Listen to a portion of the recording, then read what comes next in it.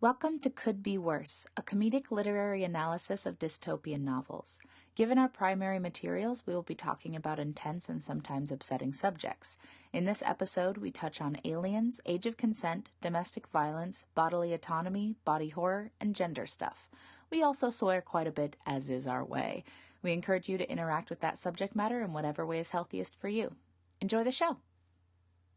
Sky smoky overhead, all your friends are dead, and your government heads despise you. Members of the church criticize you. Aliens annexed your country. When the rats or the plague or the bread or the circus or the prevailing lack of a meaningful purpose, if injustice or sadness or robots feel like a curse. Never let you forget. It could be worse. Hi. Hello. Welcome to this week's Could Be Worse. I'm Caitlin. I'm Bridget. Could it be worse? I doubt it. Nope, because we did the host this week. Oh boy, oh boy, oh boy. Yeah. Before we get into that, how you been, Bridget? I went through McDonald's earlier and they gave me a Diet Coke instead of a regular Coke, which was a little sad and disappointing. But I threw some lingonberry syrup in there, courtesy of Ikea, and now it's good again. Yeah, now it's highbrow. It's aces. Now it's the best kind of Coca-Cola. Wonderful. No, I've been good. I did have so by the time this podcast airs, the show will be over, and I will not be acting in a theatrical production anymore. But we had a bunch of teenagers in the audience for the show on Saturday night. We had 37 teenagers in a 50-person theater. We were sold out. Oh my god. And they talked the whole time. Well, cool. Good. I'm glad. Yeah. That sounds great. A bunch of teens in a theater program, and they're not like little kids. They're like 15 to 18 who are in theater classes. They've seen theater before. We're talking during the whole show, and this is like a very small black box theater. So we could hear everything they were saying. Great. That is not. Were they like at least enjoying the play? Were they being like, yeah, they're playing soccer so well on that stage? They were doing this thing, by the way, for anyone interested, in the production of The Wolves here in Austin, critically acclaimed, one of the first production to take place outside of New York. Eat our dicks, Washington, D.C. So we had, they would repeat jokes that they thought were funny. Like, they'd repeat lines. Like, there's one girl who goes, "It was my nom." And, like, she heard a girl go immediately after, "It was my nom." Oh my god. That's almost like a, in real life speech jammer. Yeah. It was bad. Fuck teens. This is what retweet culture has done to our youths. So that's what's been going on with me, is I've been fighting the good fight against them teenagers. Never-ending battle. How about you, Caitlin? What have you been up to? I'm kind of boring this week. I'm just kind of bummed. Aw, buddy. And, it's just, the news is always bad. But I don't know. I've been writing a lot of songs, so that'll probably come out eventuals. So that's good. Stayed productive. Get that album. get that album out. Let it drop. Drop them hot tracks. Fire beats. Whatever. It's whatevs. I'm fine. I will say you have been cooking on your Instagram feed. You have been coming up with new and inventive ways to enjoy eggs. That is true as hell. I'm on that straight ketosis. So every time I get a little sweet tooth, it's basically just like, what can I add to this to make it not weird that I've put, like, sweetener in eggs? It's been going really well. Actually, today, I basically made, like, a little pumpkin cake. Ooh! So that was pretty good. I enjoyed that. Yeah. Oh, Bridget, you cheered me up about how things have been going. I've been posting all of the fucking food pictures on Instagram. They look very, I feel like you were inspired by your time in Iceland in your food photography. Yeah. Because it does give that vibe of, like, I mean, this isn't Icelandic, but, like, oh, I could imagine this in an Ikea cookbook. Totally. Know? Like that Nordic hygge vibe. Oh, God. Love that vibe. All about that vibe. Especially food photography. I've been drinking tea out of, like, soup troughs. Like, that's the level of cozy that I'm trying to achieve in my life with the dawning of fall.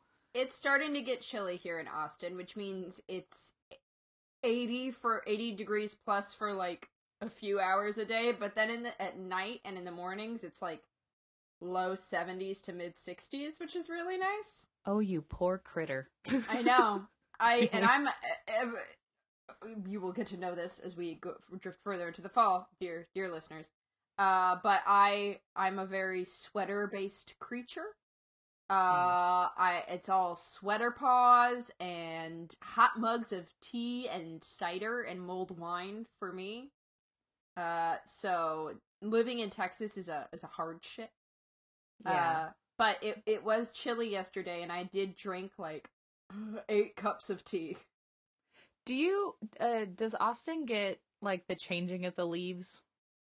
They just fall off. They just green and on the ground. Yeah, they just fall right the fuck off and die. Like, there's, like, maybe a week, but none of the weeks match up on the trees. You know, like, when you live in, I used to live in Connecticut, and even in Washington, where, you know, they all kind of go at once, and it's very pretty. Yeah. It's at once for a while, because it takes the leaves a little while to fall off. The trees here, it's like, you'll catch, like, one in a parking lot, and it'll get 1 week of being orange, and then it'll go, and everything, they will fall off all at once. It is disgusting.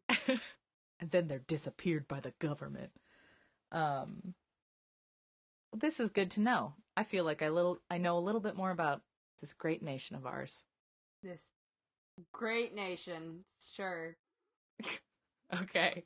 Texas is its own nightmarish hellscape. Speaking of nightmarish hellscapes. Oh boy, let's talk about the host. Stephanie Meyer book. This is the part where the summary will go into. Buckle in. The host follows 2 young women inhabiting the same body. The first is Melanie Strider, a human girl who spent her teens on the run from body-snatching aliens who have taken over the planet. The second is a body-snatching alien who goes by the name of Wanderer. The book begins as Wanderer is placed into Melanie's body and is immediately confronted by her overwhelming memories and increasingly strong voice. But Melanie shouldn't still be present. The two develop a defensive, cautious rapport, Melanie constantly on watch to block memories that Wanderer is required to then pass on to the Seekers, members of the alien race who are assigned to track down any human who has thus far escaped implantation of an alien consciousness. But as Melanie's walls come down over the weeks they spend living together, Wanderer develops feelings for the 2 people left in Melanie's old life, her little brother Jamie and Jared, the man she's in love with. Under the guise of returning to the hospital where she was placed in Melanie's body, Wanderer instead follows Melanie's instructions and travels out into the desert in search of a hidden cave inhabited by humans, all run by her uncle. Upon arriving, Wanderer is given into the custody of a furious, aggressive Jared, who imprisons her in a small cave and is physically violent with her over his anger that she has taken Melanie's body. Despite this, Wanderer remains in love with him and must contend with being hurt by the man she loves, who despises her, and feeling guilt and jealousy over the love he feels for Melanie and she for him. When Jared goes away on a mission to gather supplies, Melanie's uncle and brother intuit that Melanie is still present and introduce Wanderer to the community in the cave. Despite hiccups and holdouts, she is slowly accepted into their ranks, making friends with a doctor and a man named Ian, who had previously tried to kill her alongside his more volatile brother Kyle. When Kyle and Jared return, they are furious at her new position in the group. Jared is once again violent with her, but also kisses her and begins to believe that Melanie is still present in the body when she takes over and slaps him. Kyle, meanwhile, attempts to murder Wanderer, who is now going by Wanda. Wanda, having saved his life mid-murder attempt, refuses to support punishing him for attacking her. An uneasy truce is reached, during which Ian begins developing feelings for Wanda, and Wanda discovers they've been murdering aliens by trying to pull them out of people. Jamie gets sick, Jared takes Wanda on a mission to get him medicine. It's a real nice break from people having feelings in caves. A new norm is developed where Wanda helps them get supplies by being noticeably an alien, until her seeker arrives at the cave and Wanda decides to take her out of her human body and send her back to space. Her intent is that she will then be removed from Melanie's body and allowed to die on her adopted home, Earth. A lot of people have feelings about this, notably Ian, whose feelings Wanda reciprocates while still loving Jared for whatever reason. Wanda is removed from her body expecting to die, but wakes up sometime later in a brand new body. Jared is with Melanie, Wanda is with Ian, they all occasionally cast longing looks at each other's partners, and one presumes that they live happily ever after underground.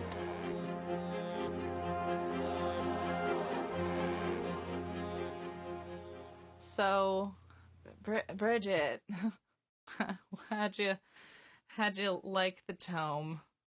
Well, it's a fucking tome because, let's see here, how many pages long is my copy? I'm not including the bonus chapter. I did read it, because mine did come with, it's 619 pages. Hey, Caitlin? Yeah, Bridget? Hey, Caitlin, I've read shorter fucking Edward Rutherford books, and that's fucking saying something. Considering he writes whole countries' histories in a book. He wrote a thing called Ruska, and I think it was maybe 100 pages longer than this, and it was the entirety of Russian history. But Bridget, how else are people gonna know how extraordinary both of these two girls in this cute body are? I feel like, so, the extraordinary thing, I feel like we hear about how Melanie is extraordinary, mm-hmm, at times, but we don't, but it never, I'm like, no, it's like, really the only extraordinary thing I think that Melanie super ever did, other than, like, obviously taking care of her brother and stuff, but, like, fucking, bitch, I'd do that too if I was in an apocalyptic situation. You ain't special! But she plays soccer good. And, like, her body just has that muscle memory in there. Okay. That comes up Bridget, at one point. Bridget, I'm not saying this is a great book, but I am saying that's maybe unfair to a character who's, like, uniquely good at, like, retaining her personhood while taken over by a parasite alien worm. I will say they do establish that she's not the only one. Oh, they definitely do, but yeah. it's like rare. It's rare, yes. Whereas on the other hand, Wanderer is like the greatest girl to ever have fucking lived. I hate, she's by lived the way, on every planet. She's even hot as a worm. Yeah, everyone's like, ooh, she's so talented. There's like the part where like Sunny's like, oh, your ride's the beast? Oh my god. Yeah, and she's it's like, oh, you. don't talk about it. I'm so embarrassed. I'm so embarrassed of that time that I like murdered a claw beast that's like the size of a blue whale, and yet somehow I'm shocked by any idea of anger or violence. And managed to do like field surgery. Yeah. With my bare hands. But don't talk literally about bare it. hands. My bare hands. Sure, hey, puns. But the book opens on her, like, being attached, like, being put into Melanie's body. And, there's this whole quote where it's like, all souls were lovely, but this one was particularly graceful to Ford's Deep Waters, which is the name of the doctor. And it was just like, cool. She's even, like... Can like I also just worm. say, the way that they name the aliens does make me a little bit uncomfy. Go into that. Tell me more.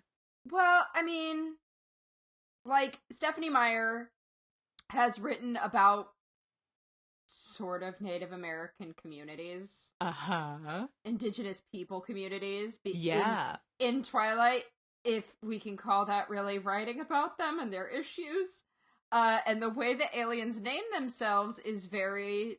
Very Dances with Wolves. Yes, it's very Dances with Wolves. Very stereotypical, like, that's not how... okay. Yeah. You know, like, in your racist first grade class, you know, for Thanksgiving, you're told to give yourself your Native American name. I'm using a different word there than they would use. Yeah. We're children of the 90s. We were exposed to terrible terminology. We did make cardboard feather headdresses. Yeah. I mean, I went to preschool and kindergarten in the South. Things were said and done in arts and crafts. Ugh. I also need to say, just real quick, that, like, so she was, the main character, Wanderer, is really old. Like, thousands of years old, inhabiting the body of a young girl. And I would just like to point out that, like, an old creature living in the body of a young girl is maybe a little bit of a potent allegory for the life of Stephanie Meyer. Like, Ew. maybe using teens and early adulthood as, like, an avatar. Just saying. Just putting it out there. Yep. No, it's pretty accurate. And oh, God. And there are some things where, I don't know, I just, that's a big thing that comes up for me in this book is, the whole age thing. Oh my God, it's terrible. Let's talk about the age issue. Okay. Let's just kick punch our way into it. So there is a bit. Let me find. Feel free. Is this where she out. meets the main lead, Jared? God, I hate Jared. By the way. Yeah. We will talk about that later. I hate him. Yeah, good. He's fucking awful. He's so bad. Okay, so first of all, he introduces himself and he, like, kisses her and he's like, it's because I'm so glad to have seen another human. Yeah. Which then... he wouldn't have done if he'd seen Jamie the first time, one has to hope. Jamie at that point being a 10-year-old boy. Like, that's a terrible excuse. You did not kiss her on the lips because, oh, good, thank God, a human. I would do this to anybody. But so, when they've been together for a little bit, they've been hanging around each other, she says, I try to reach for his lips again. He pulls away looking like he has something to say. What more can there be? But, how can there be a but? What could possibly follow all this fire? Get to that fucking too. That starts with a but you're 17, Melanie, and I'm 26. And she says, what's that got to do with anything? Now, I will say, when I was a 17-year-old, when I was an 18-year-old, I had crushes on 26-year-olds. I tried to ask a 26-year-old out on a date when I was 26, and he said no. Good man. Yeah, because I definitely hit on, like, a mid-20s dude at, like, a high school carnival one time in a very inept 17-year-old way. And, like, looking back at it now, I'm just like, ugh, put him in a weird position, but he did the right thing. It was like, well, you're a child. But then there's Stephanie Meyer's books. Stephanie Meyer's books where it's like, it's the same thing with, like, Edward, where he's so old, but Bella is, like, a human, but he falls in love with her anyway, even though he's hundreds of years old. And then the whole thing with, I feel like we are getting a very, like, first, not even like a super big echo, like a first wave of echo. Like, you're in a slightly echoey room and you shout and you can hear a little echo of, with the whole Ian and Jared and Wanderer / Melanie thing with the Bella, Edward, Jacob. Totally. Also, there is, it's like, but then we split them in two. But there's also literally a line when they meet for the first time. And so, like, can I just say, as someone in my, like, late 20s at this point, I know what a teen looks like now. Like, when I was a teen, I was like, yeah, I look just like an adult, whatever. And then when you're actually an adult, you're like, oh, you're a baby. And so this 26-year-old dude coming across a teenager, kissing them on the lips, and then later on, she's, like, trying to run away. He tackles her, and says to wait here and says, "Do you really think I'm going to let you disappear? I'll follow you even if you tell me not to." Which is terrifying. Yeah. It's not like she can, like, go to another adult. All the humans are gone. And then he kisses her again. It's creepy. And so she's probably, 19 by the end of the book? I think she's 20 or 21. I don't remember. 20 or 21. Because he's like 30. Yeah, they had been together for a while, but there's the obviously if you should have read the book, or you were like, yep, I'm good with spoilers if you're at this point, where she Wanderer is separated from, I'm not gonna call her Wanda because that's the dumbest name. Stephanie Meyer, we need to have... It's not a sexy name. We need to have a chat about your name choices. But Wanderer is placed in a body of a person who goes by Pet, short for Petal, because her body was comatose. Mm-hmm. And everyone describes the body as being, like, so delicate and pretty. Yeah, and delicate little, like a child. Like a child. You could never hurt her, because look at her body. You can't expect her to do any physical work, because she's a baby. Yeah. But so she lies about her age, because she knows Ian is an honorable man, and won't do anything with her until she's, like, by human legality standards, although, as we've discovered from Wikipedia dives, not in every state, which is gross. Yeah. She's like, she's realizes, goes back into the body's memory, and she's like, oh, this body's 16 going on 17. She's like, I'm gonna be 18 in a couple of weeks. Yeah. And then, like, later when, Pet is, again, spoiler, making out with Ian, they're in the middle of making out, and she makes a note to say, I was thrilled to remember that I'd been smart enough to lie about my age. And it's like, Stephanie, no! Oh, Stephanie, no. Ugh. 'Cause, like, here's the thing. She did that on purpose. Like, this isn't just a thing that, like, Stephanie Meyer wrote that. Could have put her into the body of an adult, chose not to, and then chose to bring it up a bunch of different times. By the way, she talks about how old and how everyone looks, and I did not watch the movie because I had other things I wanted to watch. But she does describe. Alright, first of all, everyone's got olive skin. Yeah, I think she's It's a cop-out. I think she's just bad at dealing with, like, because everyone has, like, olive skin, but everyone is super white. Yeah. Because she likes to do this thing. She does this, it's like a mood ring vibe with how people experience emotions. So there are things like, her skin was pale under her deep tan, his lips went dead white, and there are all these instances of these instantaneous and bizarre color shifts that, I mean, I've felt deeply dismayed before, and my body didn't, like, suck all of the pigment out of my mouth, you know? Yeah. There's also... So there's a part where Melanie comes in to talk to Wanderer after Wanderer's been put into the new body, and she describes a full picture of what Melanie looks like. Yeah. Which we don't really get. We just get that she's tan and athletic. And then it says, sun-brown skin, straight back line of the eyebrows over the almond-shaped hazel eyes, the high, sharp cheekbones. They could have made Melanie and Jamie Asian. Yeah, for sure. And they did not.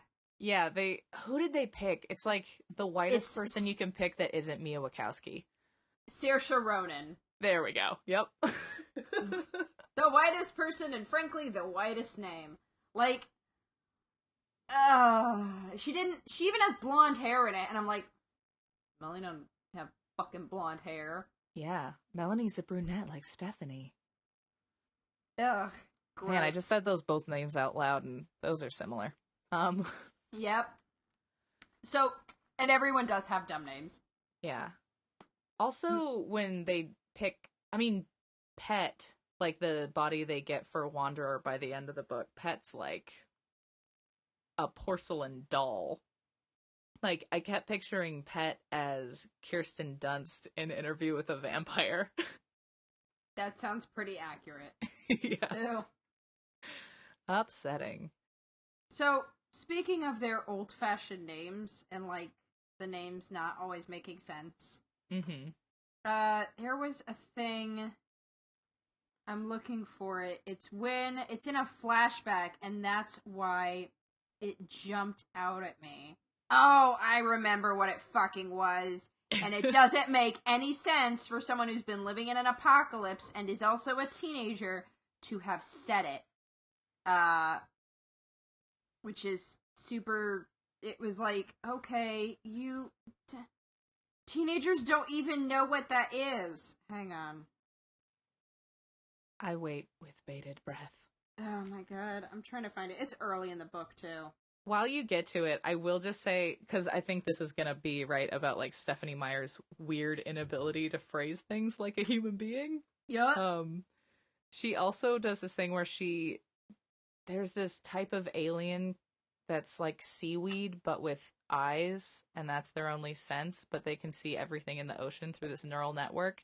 So she calls it seaweed, like S-E-E, weed.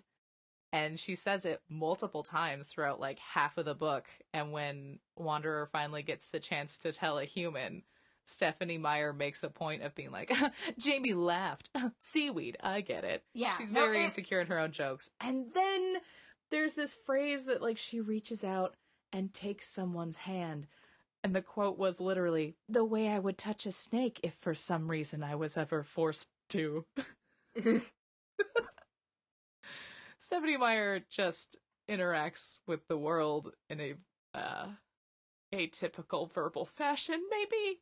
Yeah, so this is the thing. So, first of all, she finds this, Wanderer finds this paper in the cabin, once they're in the desert, and there's, like, this fucking laundry list of horrific crimes that you would not find in one paper. Yeah, no. There's not a section where it's just like, the worst we have to offer.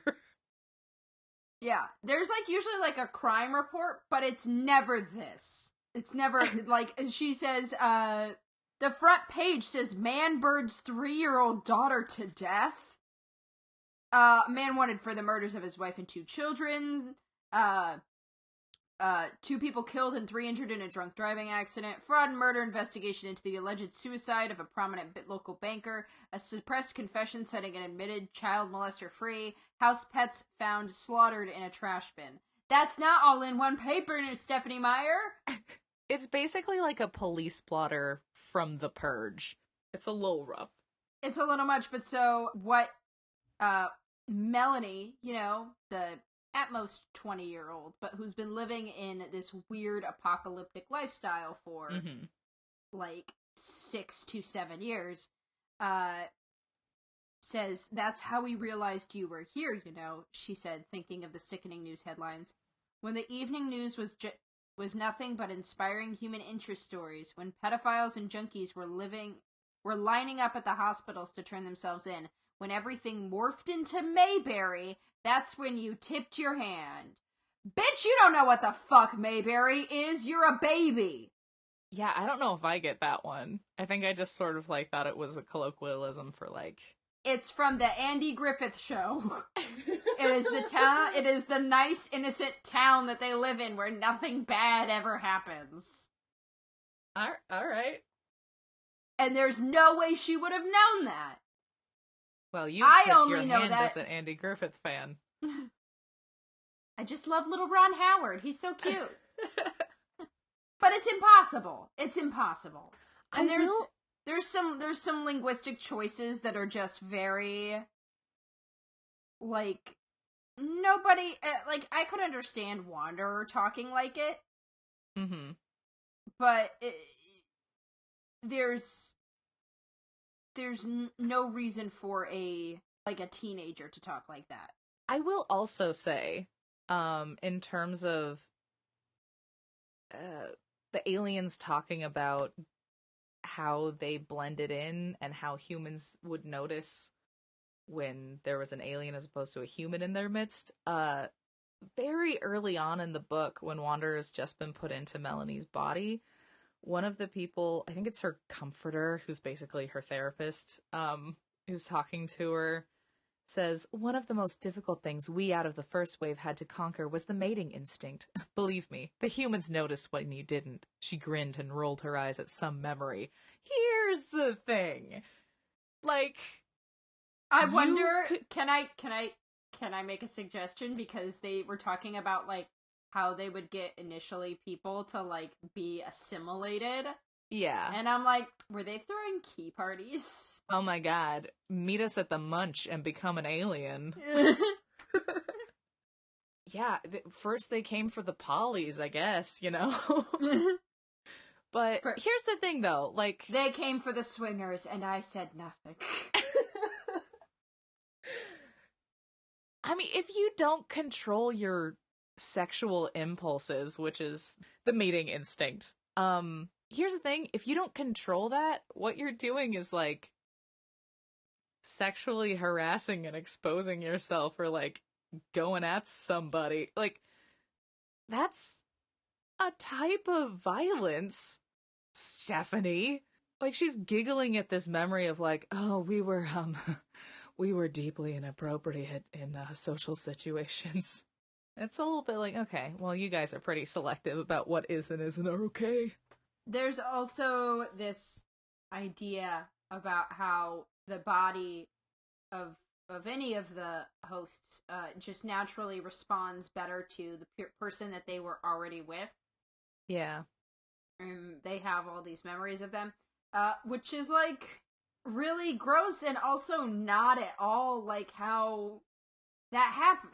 That's not how that works. Yeah, it kind of acts like, well, it's, you know, bodies are like magnets and you get magnetized to your specific person and then you're just drawn to that body because your body loves someone, not you as a person. Your junk wants to go with their junk and it doesn't want to go with anyone else's junk.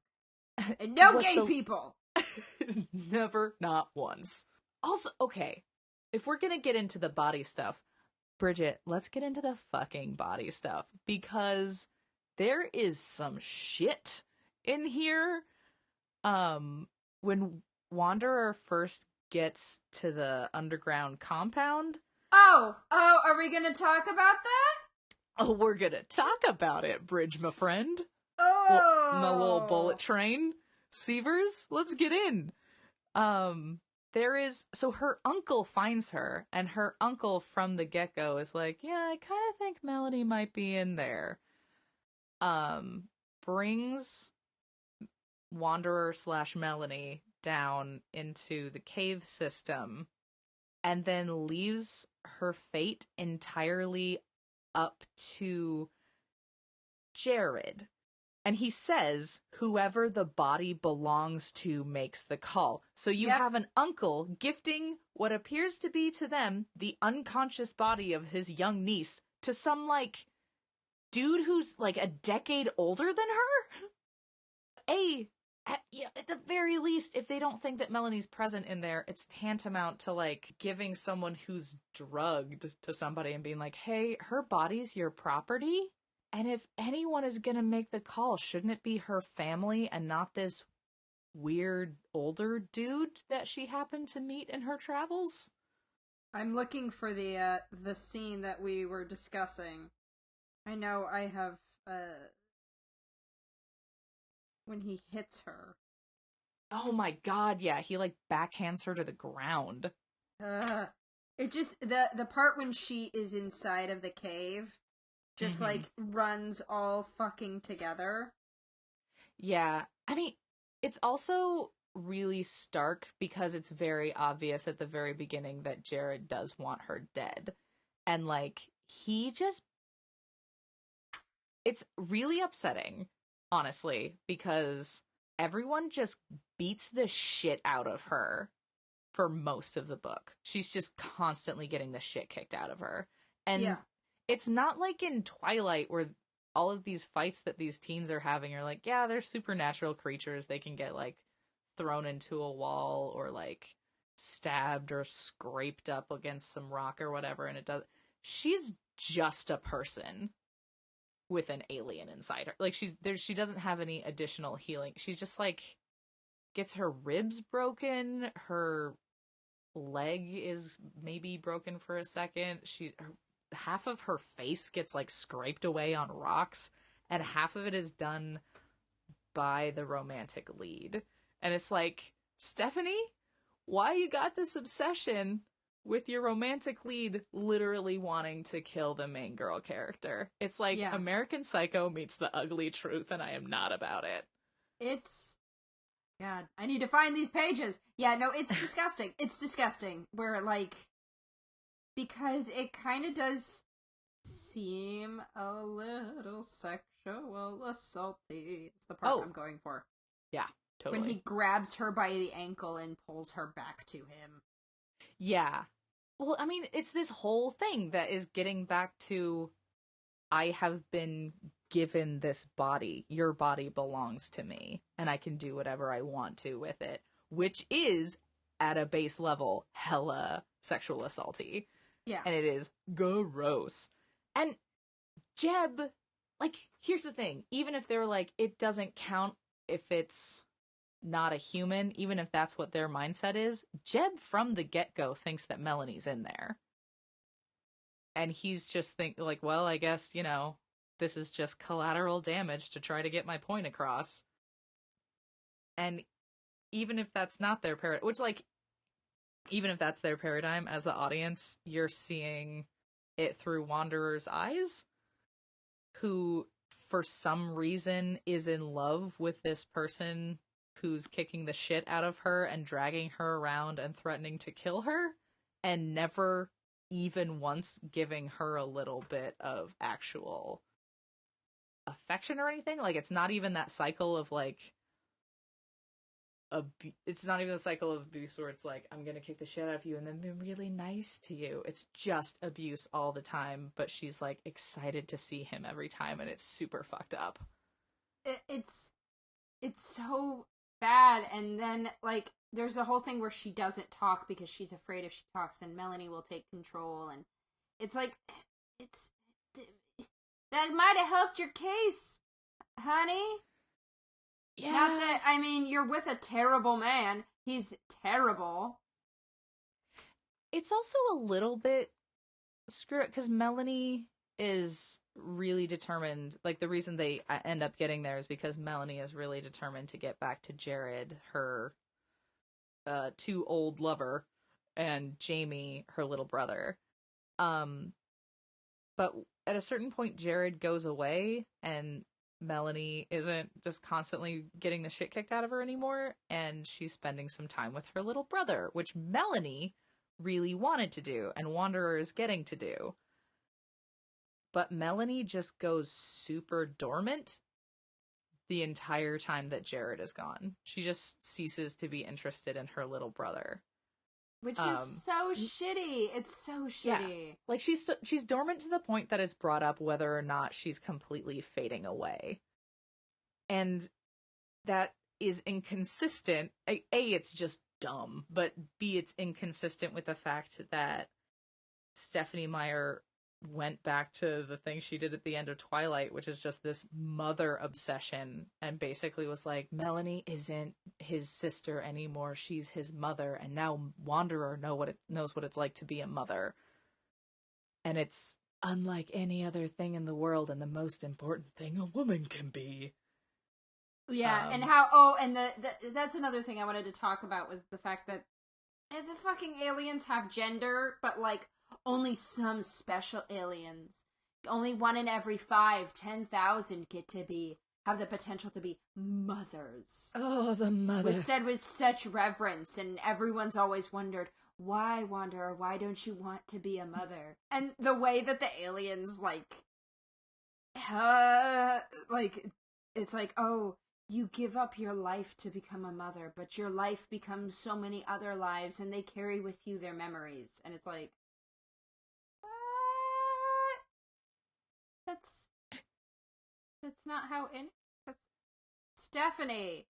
But also, you did a bad job on your aliens. But also, she definitely makes it like, and it is super painful. Oh my god, the pain. It's like, yeah, dying is painful, Stephanie. We get it. I'm being ripped apart cell by cell. It's the most fulfilling thing I'll ever do. So, yeah, the gender, the treatment of it all, just fucking. Yeah. Also, the thing, I hate to keep harping on it because obviously, Stephanie Meyer has bad gender politics. But if you, dear listener, if you have never read one of these books, you do not understand how prevalent gender is in this books. I'm literate. How prevalent gender is in the books, because this woman has assigned a gender binary to running water. Like, there's a scene where they go into this cave that has a big running river and a little running river. And literally, Stephanie Meyer's like, well, if you're big, you're a boy. So the big river sounds like a man and the little creek sounds like a woman. I can't tell the difference between the sound of water and people talking. But also, water's on a binary, right?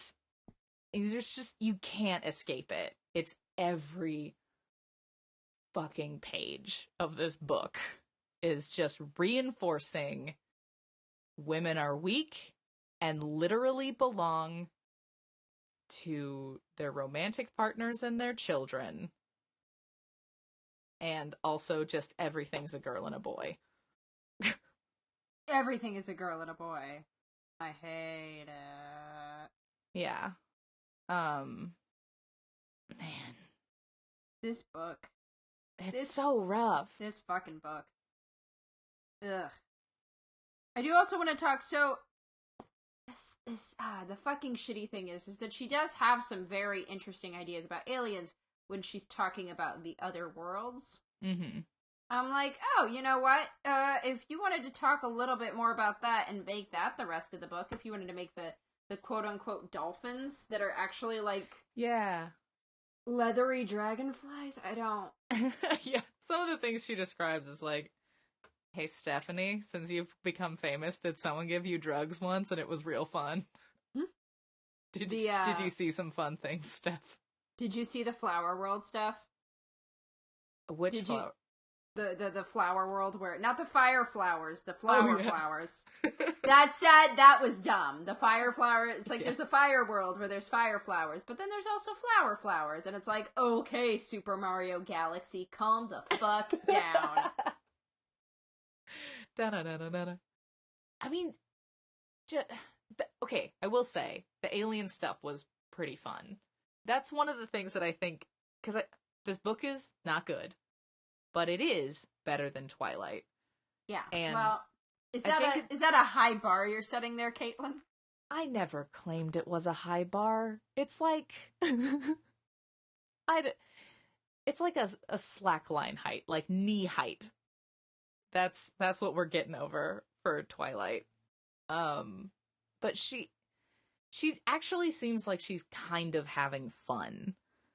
Coming up with some of the alien stuff. And there's even this part right at the beginning where when Wanderer wakes up in Melanie's body, she's dealing with the fact that I think these aliens have taken over like 9 or 11, I forget, planets. But they've taken over 11, she's been to 9 of them. Okay, there we go. But she's never had a sense of smell before. Like, humans are the first creatures they've ever taken over who have a sense of smell. And Stephanie Meyer has a lot of fun putting those little alien details in every once in a while, and it's probably the best part of the book. Yeah, it's when she's is like before the best part of the book is before she gets to the cave. Yeah. And I do kind of like the stuff. By the way, I just like they made her so like extra villainous, but I just loved imagining the Seeker as like this tiny little like I just imagined her as Nadia from the Great British Bake Off, but like really fucking really irritable. Because she's just so teeny tiny, but she's also mad all the time. Here's the thing. I kept kind of picturing her as Peridot from Steven Universe. Oh yeah, no, she's absolutely a Peridot type. It's kind of weird. Women are basically either beautiful and on the tall end, but like never over 5'10", or they're absolutely tiny little pixie people. Because the Seeker's a real tiny pixie person, and then later Pet is a real tiny pixie person. Okay, I liked the best parts were definitely the beginning, but then also when Wanderer starts to be able to go out and go on missions to pick up supplies. Yeah. But I will say, super duper quick, that also is an irritating minefield of gender stuff. Because there's a part where like that if she doesn't say that she's with she's traveling with her partner, then the male aliens like make inquisitions into like, oh yeah, do you want to go on a date? And it's like, that's not that wouldn't happen to me at a fucking CVS. Why would it happen to her? And it's also like the exact quote is so she's in a supermarket and the checkout person has kind of asked her what she's doing in the area, and she says that she's traveling around with her photographer partner. And then in her head to the audience, she says, originally I'd been the artist, but I'd found that throwing in the information that I was already partnered saved me some time when I was speaking to males. And it's like, even in this alien realm where everyone is super nice and very calm, and there's no aggression or there's anything no aggression, like that. And Dudes you don't have to pay pushy. for anything. You don't have to pay for anything. Dudes are still like, yeah, but let me get them digits. It's like, that's not how this works! I mean, I guess they do talk about how aliens can't deal with the fact that humans are so horny, but it's still like, a little much. I'm a photographer, and the bagger at a fucking Walgreens is gonna try to get some of this. Yeah, I mean, I don't think the aliens have the same sort of, like, hierarchy of, what jobs are more valued. Yeah, it's very weird that they kept so much of, like, the society. That was what bothered me, is that they did keep so much of the society in place, but then they're like, but now it works like how we want it to work. And it's like, well, then you're not really accurately observing how humanity works if you've changed it. There's a line where someone says, we're not about change, we're about, like, observation or something. And it's like, no, but you ain't, because nobody got to pay for anything. Yeah, it's really spottily applied, and it's kind of because they're hanging around in a hotel room when they're out on a mission, like watching TV, and they're talking about how the humans miss when they used to show human programs because now it's all super low conflict alien generated content. But they also talk about how the Olympics are going on. And the quote is, the parasites are holding the Olympics in Haiti right now. From what we can see, the aliens are all hugely excited about this. Lots of them have Olympic flags outside their houses. It's not the same, though. Everyone who participates gets a medal now. Pathetic. And I was like, ooh, fucking snowflake comment over here. Somebody is like, oh, you got a participation medal. Well, fucking done. All these fucking parasites are millennials. Oh my god, is that what this is? I can't... Look, man, it is a legitimate reading of the text. CBS and Stephanie Meyer, leave me alone. Let me be me. I just want to not own property and eat a bunch of avocados. I also would like to put forward, I think she makes a reference to Joss Whedon. Just throwing that in there. Just a little apropos nothing thing. Because I've only ever heard the term safe as houses in Joss Whedon properties. Oh, I've heard it a lot of places, and it's very much I feel like that is probably maybe a big in the Mormon community as a colloquialism. Really? People can correct me if I'm wrong, but it's very much like a wholesome kind of thing. Yeah.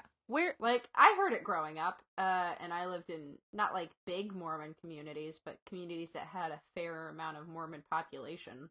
So. Yeah. I mean, I grew up with scattered showers of Mormonism, but I never heard safe as houses until I watched Buffy and Dollhouse, so I don't know. Very weird. Can I tell you one of my favorite parts because it was absolutely ridiculous? Yes. So there's a certain point at which Jared becomes aware that Melanie is still in there, and is trying to appeal to Melanie, who he can't really directly communicate with. And Ian has fallen for Wanderer, but Wanderer is like really bad at picking up the signs of this. And then Jamie is her little brother, is just platonically fond of both of them, obviously. And they're all playing soccer, which is to the host what baseball is for Twilight. And everyone takes a break. And then they all get Nutrigrain bars, and everyone comes up to her, like 3 dudes just come up to her with their arms overflowing with Nutrigrains, like, I got this for you because I love you. And they'll just like bitterly look at each other.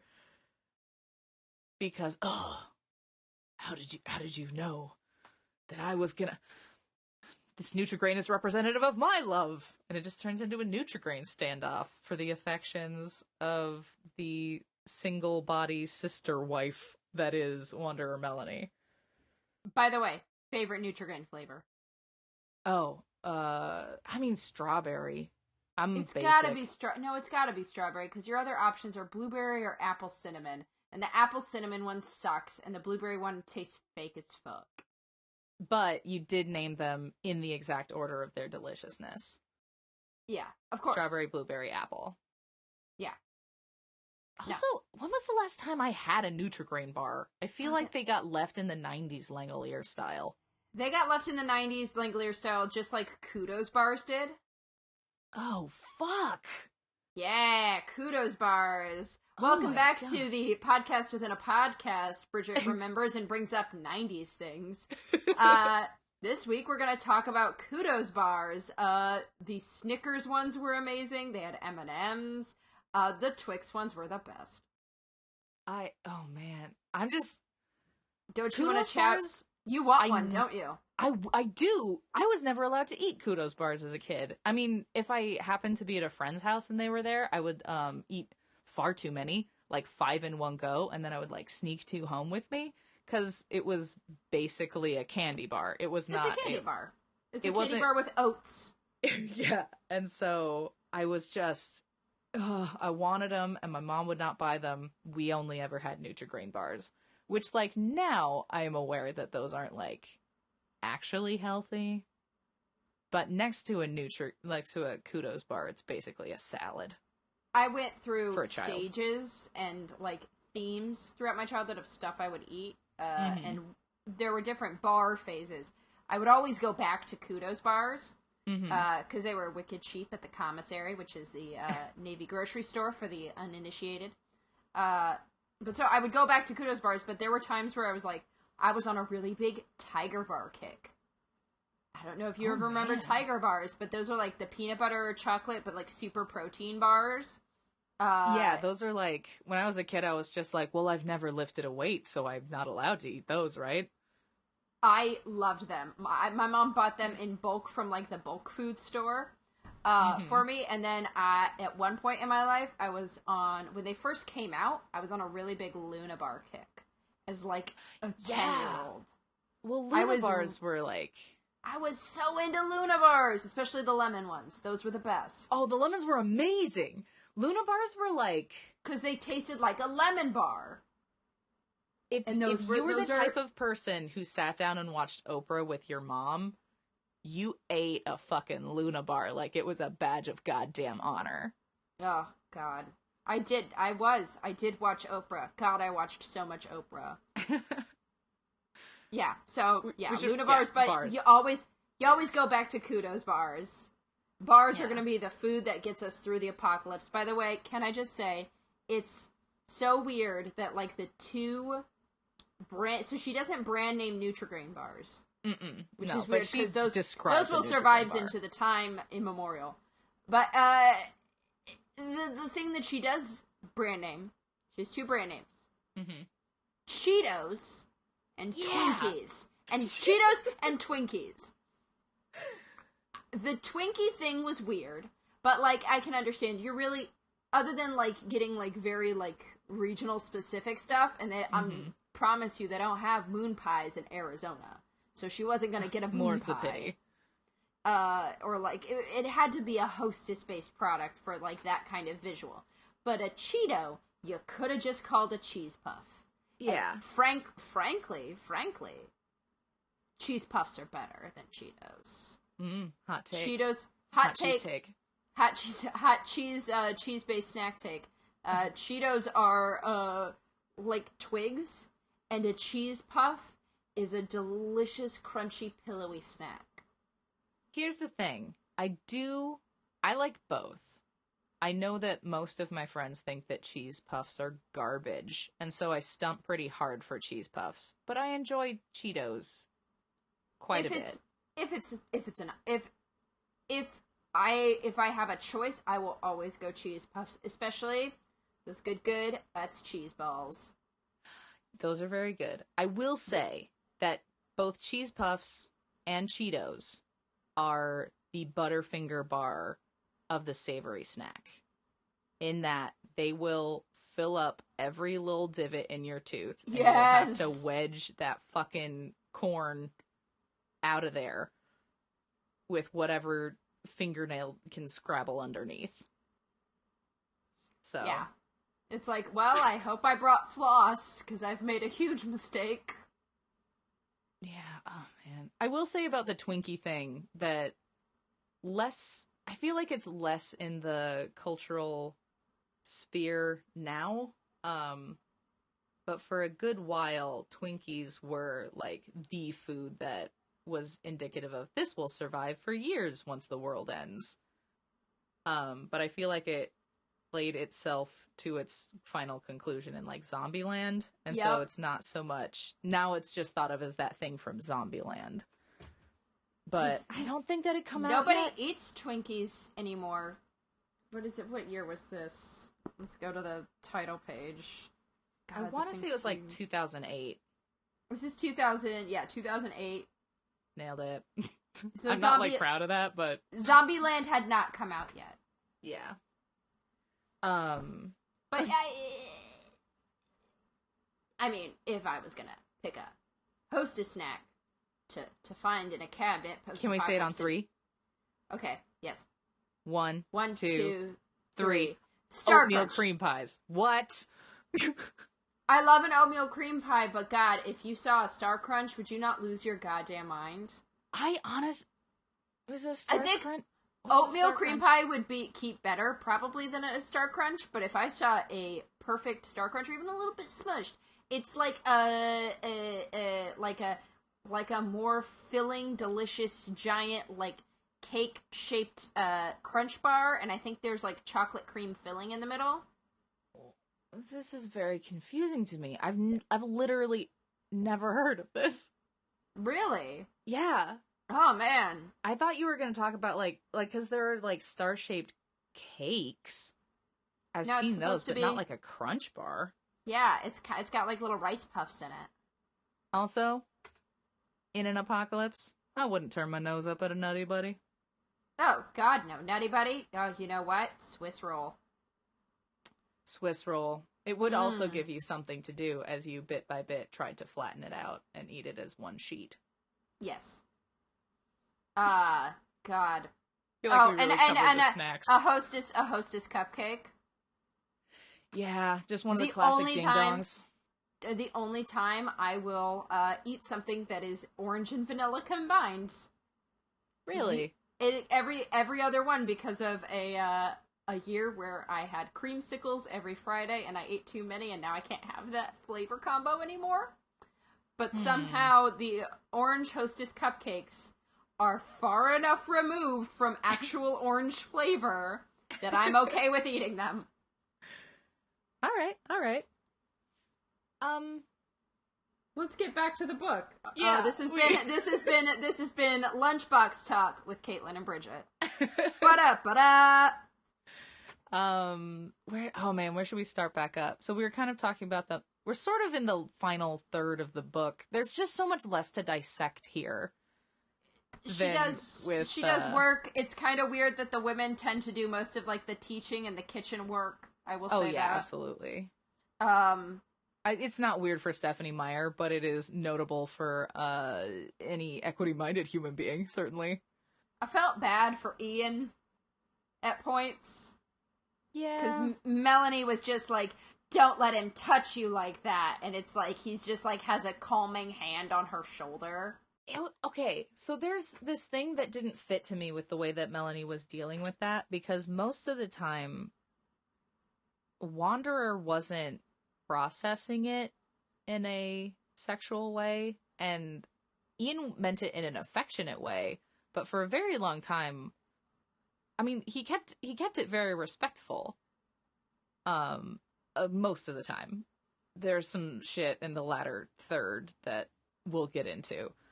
But Melanie had these moments that did not make sense with the rest of her characterization, because I was really glad of the fact that in this book, for the most part, Melanie and Wanderer don't blame each other for their feelings. Like, Melanie struggles with Wanderer's feelings for Jared. But as the reader, I also struggled with Wanderer's feelings for Jared because they just didn't make any sense at all. But she didn't, like, make them jealous of each other, really. And she didn't really make them mad at each other specifically about boys that often. They were more mad at the boys for ignoring one or the other in their pursuit of whichever of the inhabitants of the body they were attracted to. But occasionally, Stephanie Meyer would just make Melanie super,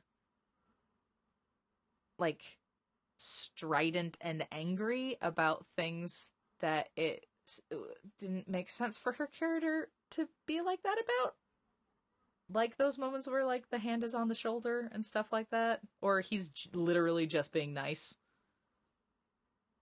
Yeah. It just didn't make a lot of sense. And, like, not to say that she doesn't have the right to be like, hey, it's my body, don't touch my body, because she absolutely does. But her level of anger was weird when literally in those conversations, Ian was just being like, okay, let's try this. Is this okay? No, that's not okay. Okay, I won't do it again.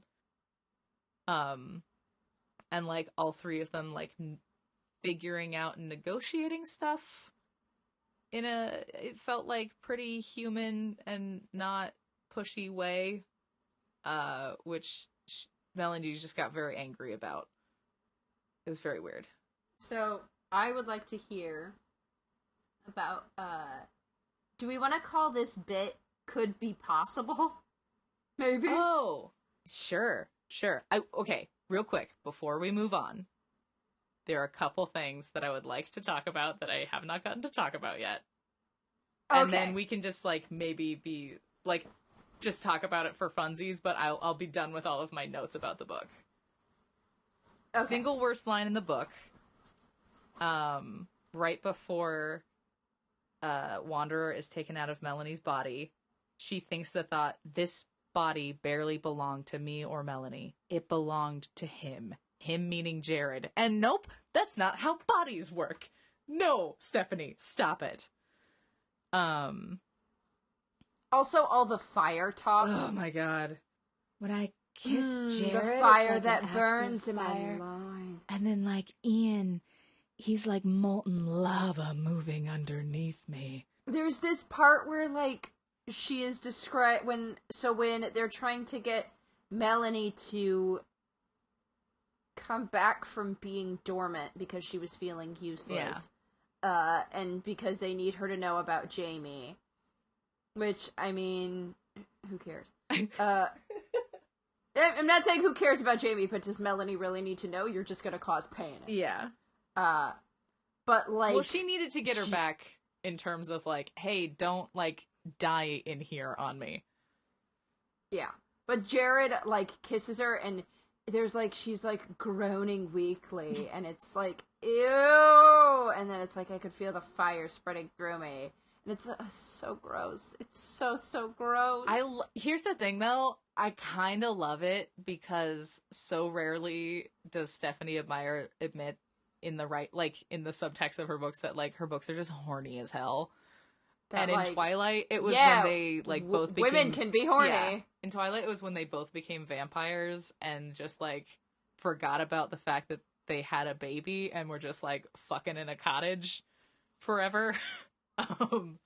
But in this one, it was just like, hey, okay, so, like, I guess making out with me didn't move the plot forward. Maybe making out with this guy will move the plot forward. And then he, like, bashes her up against a cave wall. Yeah. Because they're so horny. Oh my god, has anyone ever been hornier? It's so gross. And, like, so Ian, at a certain point, he just, like, becomes Jared for a second. He, like, grabs her by the arms, like, throws her over his shoulder, kicks doors in, throws her to the ground. And it's just, like, being, like, really, like, just silent and mad at her and, like, running around with her in his arms, just, like, treating her like a fucking sack of beans. Just acting like a goddamn meatball. And then he's like, oh my god, I'm so sorry. I was mean just then. And it's like, you were a maniac just then, my dude. And then later when they put her in that, like, frail Kirsten Dunst teenager child, honestly, I was just wicked entertained by Ian being super eager to let her know that he thought she was beautiful in her, like, little silver alien bug shape. Like, girl, your bug form is a straight stunner. 10 out of 10. Real hard body shit. Like, I held you in my hand, you little silver shrimp vixen. Ugh. By the way, are they just, like, in my mind, they're just, like, little, kind of, like, little glowing giant silverfish? A little bit. Also, I just kind of imagine them as, like, a much flatter, long, soft, spindly-legged, potato bug or pill bug. Okay, yeah. Yeah, little critter, just a little friend. But the surgery like to put them in, by the way, is so gross. Yeah, just not good. Let me put this bug in your neck. Let me put this bug on your spinal cord, babe. Ugh. It's gonna push all its bits in you. I don't remember if it had to do with this or something else I was, like, reading at the time, but I think it had to do with this, is, like, talking about, like, dermoid cysts, and I did look at a picture, and I was terrified. I don't know what that is, and I'm choosing to remain ignorant. You know what a teratoma is, Caitlin? Yeah, I know what a keratoma is. It's like that, but smaller, so it's just the hair bit. Okay, that's. But it does. It's like hair and, like, pus. It sounded like you said puss, not pus, and upsetting. Lastly, I would like to both of us choose a favorite bit. My favorite bit was the two characters, Sharon and Candy, who were just salty for the whole book.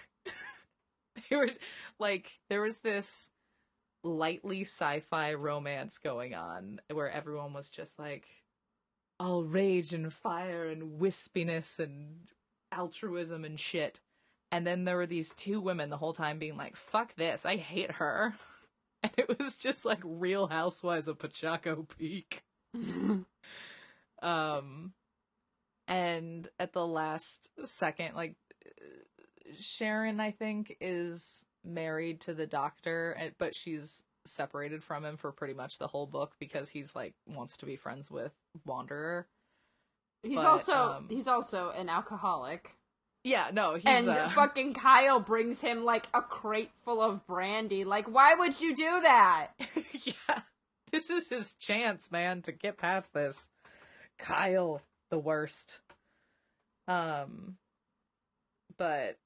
Sharon gets jealous of... oh no, Candy's not her daughter. It's Sharon and Meredith? Maggie?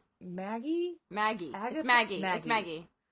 Sharon and Maggie. Sharon's Candy is the person she gets jealous of because Doc starts talking to another woman, so she moves back in with him, but it's unclear whether or not she's speaking with him again. But I just really liked these sort of, like, you just imagine them in the back of the cave with glasses of wine, like, I can't believe everyone's freaking out over this fucking alien. Which is so funny that Sharon is, like, so anti the alien, because it's like, you're the one who she went to go save.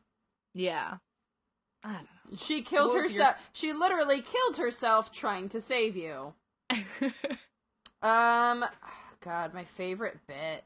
Oh, my favorite bit. I will say I did enjoy when I think it's her and Ian are playing one-on-one soccer.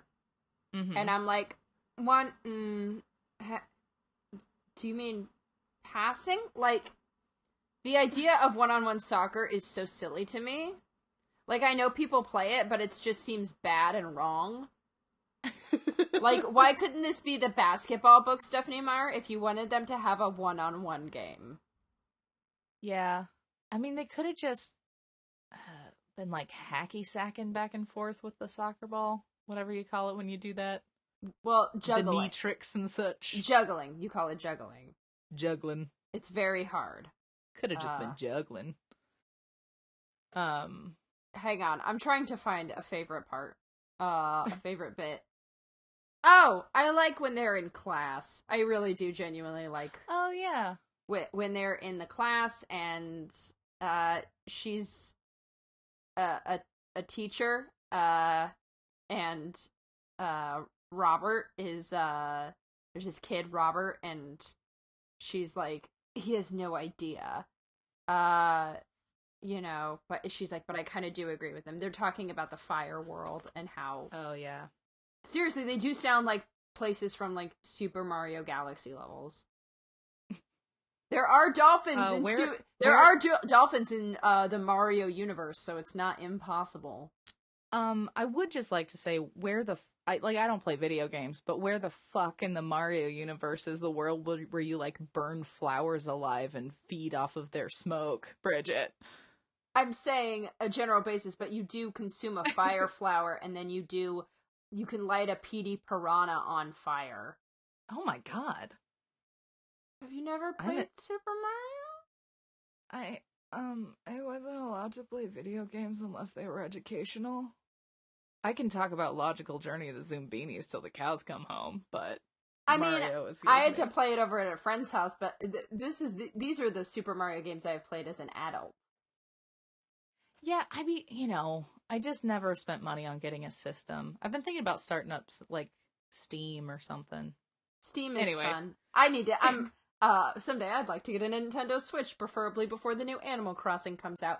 Anyway, yes. So yes, but most of the stuff, it is funny, because there are a lot of Super Mario parallels. Anyway.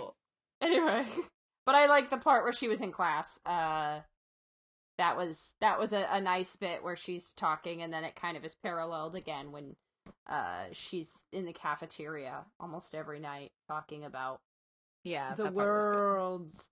The spiders sound super fucking gross. I'm sorry. Yeah. It's like, oh, we took spiders and made them worse. There is one thing that I will compliment Stephanie Meyer on, and it's that those moments are the moments where, like, it's sort of about building a community, and she does the sort of adolescent desire to become part of a group. She does that very, very well, which I think is honestly why people respond to her books more so than the romance, actually. That's my hot Stephanie Meyer take. Yeah. God, so many moral quandaries in this book would be so neatly solved with polyamory. Right. Thank you. I know first they came for the swingers, so maybe that people don't want to identify as that, but how many books, how many movies would be so much better and easier solved? Oh, look, all of our problems just went away when we were polyamorous. When you realized that there was room in the heart for more than one person. It's the same old argument of, hey, guess what? You can have more than one best friend. Yeah. Let's, from now on, when we read a book that would be improved with polyamory, let's make a note. Are you prepared to hear my research? I am prepared to hear your research. Did you come up with a title for this section? I did. Corner? I've been playing around with the idea of, because we are researching things, is could be possible. could be worse, but could be possible. Okay. Could be possible. We'll try it on. So this book was kind of weirdly difficult to pick something because Stephanie Meyer did her very damnedest to pull all of the science out of science fiction. Like, their medicines were called, like, heal, smooth, no heat for if you had a fever, or no, cool for if you had a fever. No pain. No pain. Yeah, pain medicine is called no pain. And literally as deep into it as she goes is, I don't know, it works. But so what I decided to go with was just a general kind of overview of parasitic entities controlling a host. This is my favorite thing. Go on. Yeah. So there are a few behavior modifying parasitic species on our planet. Honestly, more than I was aware of going into the research, because I was only aware of one, which I kind of focus on, but there were enough kind of horrifying ones that I want to give a few examples of some of the ones we have. Can I guess which one you did? Yeah, absolutely. As someone who's also interested in having, is it the tarantula hawk wasp? No. I want to know about that after I get through my thing. Is that cool? Yes, I think that's what it's called. Anyway, go on. Okay. So, starting out small, protozoa level, we have Toxoplasma gondii. Yeah, I love them! Yeah. The preferred hosts are feline, and it uses intermediary hosts to get into these cats. So, like, when rats eat feces infected with the protozoa, it makes them more extroverted and less frightened of cats, ensuring a greater chance that the rat, and thus the protozoa, will be ingested by the preferred hosts. But humans are also susceptible to these behavioral changes.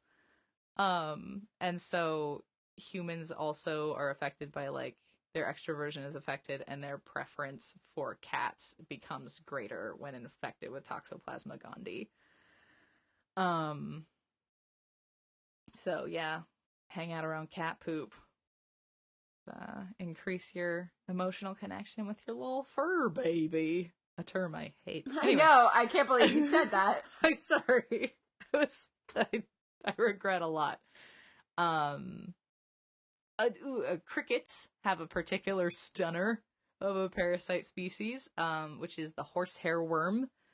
When infected with the worms, crickets move at higher speeds and start exhibiting light-seeking behavior. This leads them towards reflective surfaces such as ponds that reflect moonlight, because the horsehair worm's habitat is water. So the crickets will enter the body of water, whereupon the horsehair worm will, like, wiggle out of its abdomen and abandon the cricket. And these are, like, fucking huge ass worms. There's some very good YouTube videos of the worm emerging in water out of the cricket. Yeah, it's gross and amazing. The crickets will often drown when that happens, but it is possible for them to survive. And they can recover enough from the process of being a host for the horsehair worm that they can go back to being normal crickets in, like, 20 hours. There's also the emerald cockroach wasp, whose process is legit just like a terrifying horror movie for bugs. So the wasp will use 2 stings to infect its host. The first one paralyzes the front legs, and the second one they just directly try to go to the brain. And the second sting causes the cockroach to frantically groom itself before falling into a stupor. And then the wasp just, like, holds on to the front of it and walks it backwards on its hind legs back to the wasp's burrow, where it lays eggs in the cockroach's abdomen and then buries it alive. Because by keeping it alive and in this stupor, it keeps the cockroach fresh for longer, and then the larvae feed on it before emerging from the burrow, and they just leave this hollowed out shell of a cockroach behind. So that is, by the way, exactly what the tarantula hawk wasp does, except it is with a tarantula. Fuck, man. And a single egg is laid on the spider's abdomen, and the entrance is covered. The wasp larva hatches, it creates a small hole in the spider's abdomen, then enters and feeds voraciously, avoiding vital organs for as long as possible to keep the spider alive. Oh my god! So it knows, it's like, okay, you need that to live, but that's your spider spleen, so I'm gonna eat that, and there's your spider appendix, and I'm gonna eat that, and you know what? You don't need a lower or small intestine. I'm just gonna eat all of it. So basically, it eats everything but, like, its heart and its brain. And, like, fuck yeah, spider dude, metal lungs. as hell. Yeah. So one last example before we get to the main one. And these are, like, this is very upsetting to me. It's a virus from the Baculoviridae family. It targets caterpillars who, after infection, begin to eat voraciously, nonstop, providing nutrition for the growth and replication of the virus inside its body. When the virus is incubated long enough, it compels the caterpillar to climb as high as it can, and then it sends a signal to all of the cells of the caterpillar to secrete enzymes that turn it into goo, which then fall to the habitat area below and feeds and perpetuates the virus in future hosts. So it's a parasite that makes you eat uncontrollably and then go to a high place to just melt. It's fucking horrifying. But, okay. The pièce de résistance. In terms of significant and specific behavior patterns directed by a parasitic creature, we gotta go to the star. Ophiocordyceps unilateralis was discovered by Alfred Russel Wallace in 1859, and it is otherwise known as zombie fungus. Yes! The inspiration behind The Last of Us. Oh. Yeah. That's a game that I wish I could play. I've heard great things. Yes. Fungus zombies. Continue. Nice. So the fungus will attach to the exoskeleton of a host ant, avoiding and suppressing the ant's natural defense systems as it eats through into the body via enzymes and mechanical force. Once there, it takes over the ant's behaviors, forcing it to leave its colony and foraging trails. The most famous species of this fungus, because, Bridget, there are a few, forces the ant to walk to the underside of a leaf and lock its mandibles into, like, a tasty leaf vein. And this stage is known as the death grip, because the ant will not move again. Lockjaw sets in. The fungus reduces muscle connections and deprives mitochondria in the area of energy within the mandible. And during this stage, there's going to be some gross terminology here. A tall, stocky, fruiting body erupts from the back of the head, eventually exploding into a puff of spores that go on to continue the life cycle in other ants. From first infection, it takes 4 to 10 days for the fungus to kill the host ant. And it explodes when the ant is dead because it keeps growing for a little while out of the body. But it just, like, slowly dies with these, like, stalks growing out of the back of its bean. Also, a video you can watch on YouTube. I highly recommend it. It's very cool looking, if you're into that sort of thing. So, comparing these to the little critters in the host, which I think we covered, are called souls in the book. Cordyceps manifests in the back of the head, which is where, roughly where the souls were inserted. And even though they don't have the, like, long silver strings, that connect into the body. They do have the tall, stringy stalks. Hosts reproduce by the mother exploding into individual cells. Hey! Cordyceps explodes into a cloud of spores, so it's not like wholly dissimilar. And souls came to Earth in a species that they call spiders, which if you read the book, it's not even a little bit of spider, but it could conceivably be a shout out to the fact that Cordyceps is strictly an entomopathogen, which only affects bugs. And so getting a little bit deeper, something interesting with the Cordyceps fungus is that there are actually a few different kinds, and the way that they work sort of makes the like silver puppet strings going into the nerve endings method that the souls use in the book seem wildly ridiculous, even more so than, it already is. But there's an article by Joseph Castro on Live Science that delves into these researchers in South Carolina trying to figure out more about a version of this fungus that's native to that area. The article focuses on the fact that pretty much you're not going to get a behavior-changing parasite that didn't evolve alongside the host. So, kibosh to the planet hopping, my little silver amoebas. But the South Carolinian species can actually utilize 2 different species of ants, which is unique for this particular type of fungus. The researchers injected 3 species to see if it could adapt to more than just its 2 main hosts. And it did eventually kill all 3 ants, but it only exhibited the, mind control aspect on the species it was already known to use as host. But, Bridget, when they did that, they, did a chemical breakdown of the 2 different ants that were infected with the fungus, and what they found is that it wasn't just, the fungus didn't just, release a chemical cocktail that serendipitously worked for both species. The fungus could differentiate between what type of host it was in and would coordinate its chemical response accordingly. Which means that even though a silver zombie bug from space is wildly unlikely, there does exist a species on Earth. There does exist a species on Earth which can select different related species and adapt to control either, and there's fossil record evidence that suggests it's been here for 48 million fucking years, which for some reason is the creepiest part of this to me. Also makes me wonder, how ain't we got yet? Yeah, right?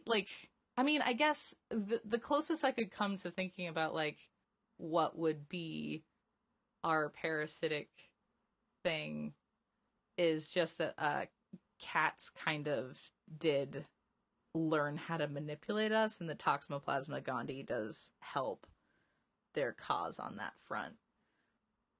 But yeah, it's pretty weird that we don't seem to have our own little parasite, The closest that we can get to that's gonna, I guess, sort of modify a behavior that isn't oh, well, you're sick, this is an illness that is super apparent, is probably tapeworm. Oh, yeah, because it does make you, eat a shit ton. Yeah.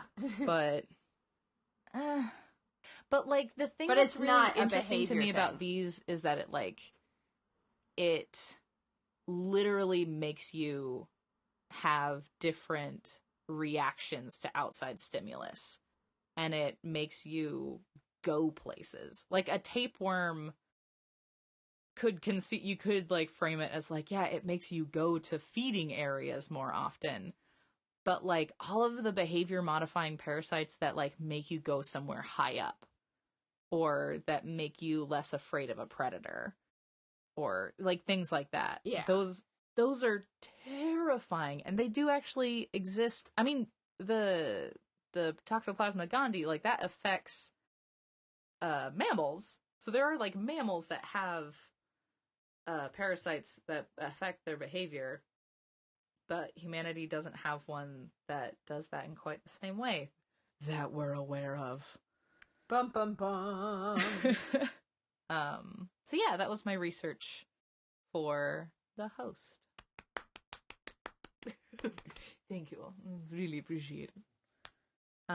Which means that it's your turn to tell us which sweetie is doing a good job. Well, this week's You're Doing Great, Sweetie is, of course, naturally, Jamie. Yeah. The only good boy in the whole fucking book. Jamie Strider, the only good boy. The only good boy, Jamie Strider. He's 14 when we really first meet him, because we don't actually really ever see him as a 10-year-old. Yeah. Like, I think we sort of see him at 11, he's excited to sleep in a bed. That's the most you see. Yeah. It's like, he's in there somewhere. He's in that room. We're too busy. I'm too busy trying to get in them jeans. Get in them old ass jeans. Hello, sir. You paid taxes before the world ended. We're an appropriate couple. But so by the time we meet him, he's 14, and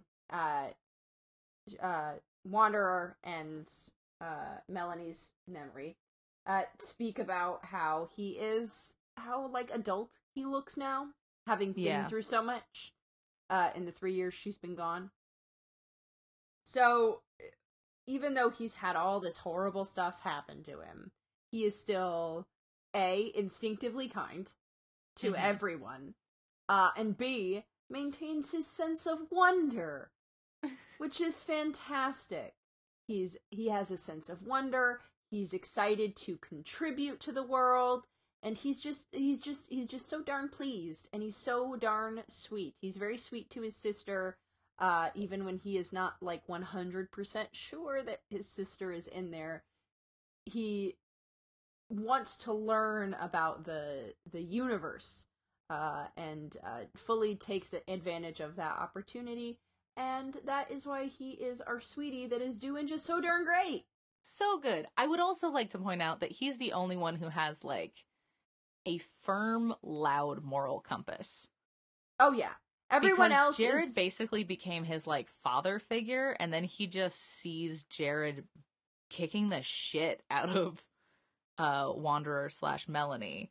And Jeb sees it, too, and is like, he calls him out and says, like, never figured you for a cruel man, but he doesn't stop it at all. And Jamie's like, hey, I'm a little baby, and this is not okay, and I will not allow this to continue. He's a good boy. He's an excellent boy. It is a shame that he is surrounded by, you know what, also commendable, with such terrible male father figures, somehow managed to make it work. Just like, was like, no, I'm gonna be a good person. Yeah. I know the world's over, but morality still matters, so let's do this shit. What a sweetie. What a good job. Well, that's the host. That's the host. There's one good boy in the whole book. Yeah. I can't even get into, because Wanderer and Melanie are both, like, largely okay, like 70% okay characters, but the 30% that is not okay is just, ugh. It's so loud and annoying. Wounding to me, personally. Yeah. It's, a lot of that has to do with, like, the way, you know, that whole thing where when you're writing, you want to come up with alternative to said. Yeah. And she uses, and one thing that has peeved me in the Twilight books as well, that Stephanie Meyer's uses a lot is, groaned. Yeah, just everyone's groaning left and right. And, like, there's, like, a mournful quality. It's like, oh, now the groan is mournful, but now the groan is sexual. Yeah. I only communicate in grunts. Do we want to talk about the next book we're gonna do? Yes. Remind me of what it is. I think I already bought it, if it's the one I'm thinking of. I have it up. We are going to read Clockwork Orange by Anthony Burgess. Is it Burgess or Burgess? I think it's Burgess. Anthony Burgess. Yeah, we'll look it up later. We are going to read Clockwork Orange by Anthony Burgess, which I tried to read in high school and I got very annoyed by.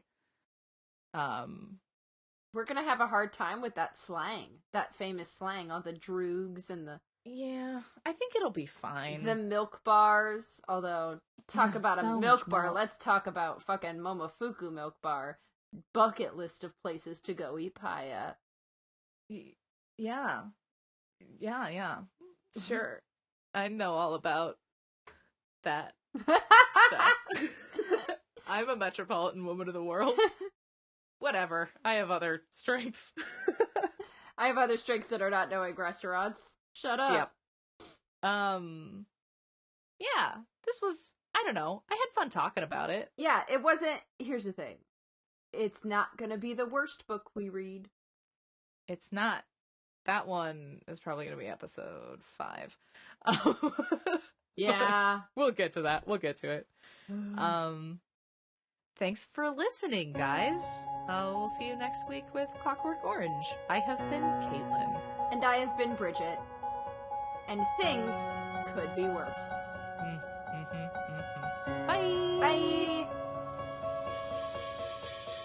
Thank you for listening to Could Be Worse. If you enjoyed the episode, please consider subscribing, rating, and reviewing our podcast on Stitcher, Google Play, or the iTunes Store, or wherever you get your podcasts. We're trying to make sure we're out there as much as possible, so if you don't see us on your favorite podcast venue, please let us know.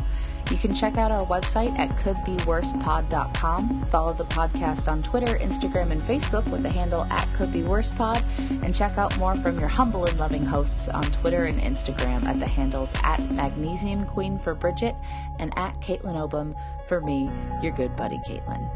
Immense thanks and credit to musical artist Dexter Britton for making his inestimable instrumentals Wonderland and Waking Up available under Creative Commons over at the Free Music Archive.